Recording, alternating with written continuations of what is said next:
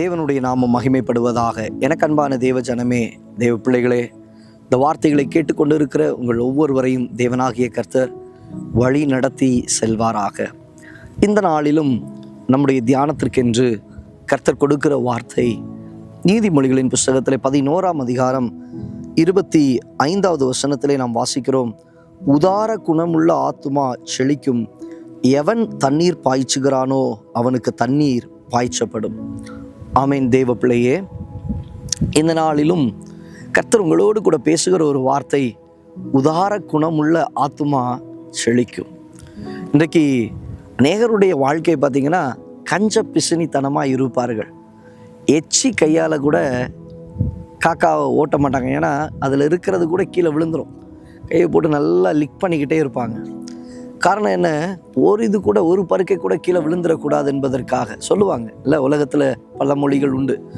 அப்போது இன்றைக்கு நம்முடைய வாழ்க்கையிலும் கூட அநேக நேரங்களில் நம்ம இறங்காதபடிக்கு இருக்கிறோம், இறைக்காதபடிக்கு இருக்கிறோம்.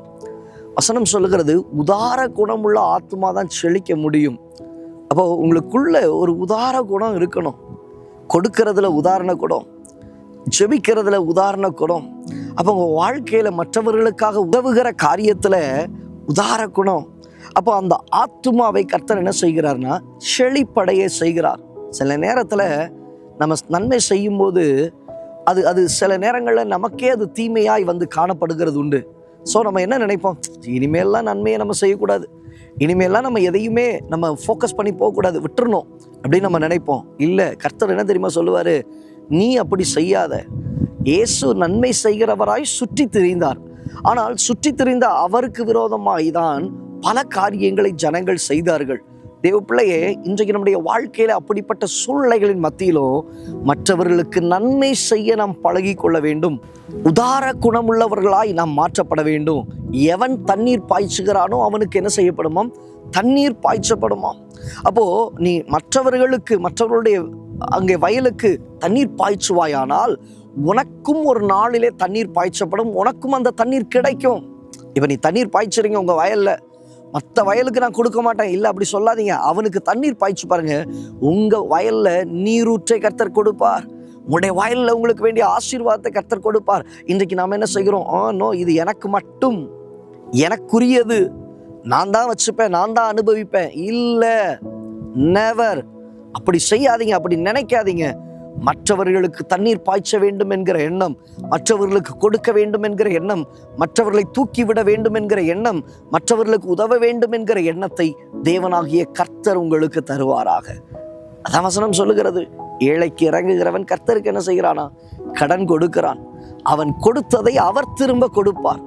அப்போ உதாரண குணம் உள்ளவர்களாக நாம் மற்றவர்களுக்கு என்ன செய்கிறோமோ அது உங்களுக்கும் செய்யப்படும், அது உங்களுக்கும் கொடுக்கப்படும்.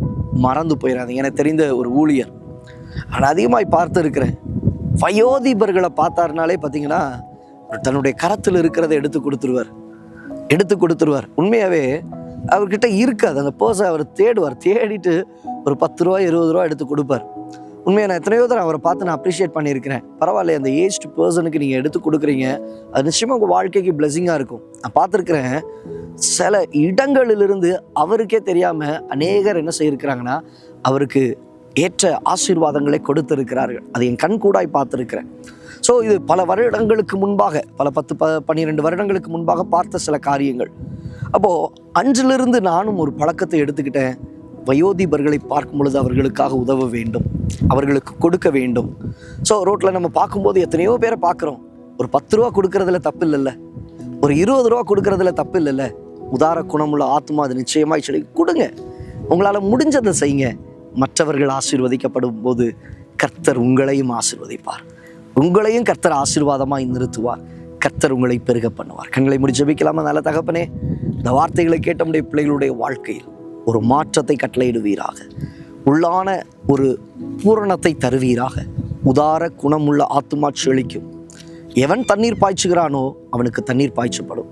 தண்ணீர் பாய்ச்சுகிற ஒரு அனுபவத்தை தந்து நடத்துவீராக. தாழ்த்தி உடைய கரங்களில் ஒப்பு கொடுக்கிறோம். உடைய பிள்ளைகளுடைய வாழ்க்கையில நன்மையானவைகளை செய்யும். மற்றவர்களுக்கு செய்யப்படுகிற நன்மை அவருடைய வாழ்க்கையை சுதந்திரிக்க உதவி செய்யும். பெரிய காரியங்களை நடத்துவீராக. ஒப்பு கொடுக்கிறோம் இயேசுவின் நாமத்தில் பிதாவே, ஆமென். ஆம் தேவ ஜனமே, இந்த வார்த்தைகளை கேட்டவங்களுடைய வாழ்க்கையில் தேவனாகிய கர்த்தர் கிருபையாய் நடத்துவாராக, ஆசீர்வதிப்பாராக. மற்றவர்களுக்கு கொடுக்க, மற்றவர்களை தாங்க, வழி நடத்த கர்த்தர் உங்களை எடுத்து பயன்படுத்தட்டும். கர்த்தர் உங்களை ஆசீர்வதிப்பார். God bless you. God bless you. God bless you.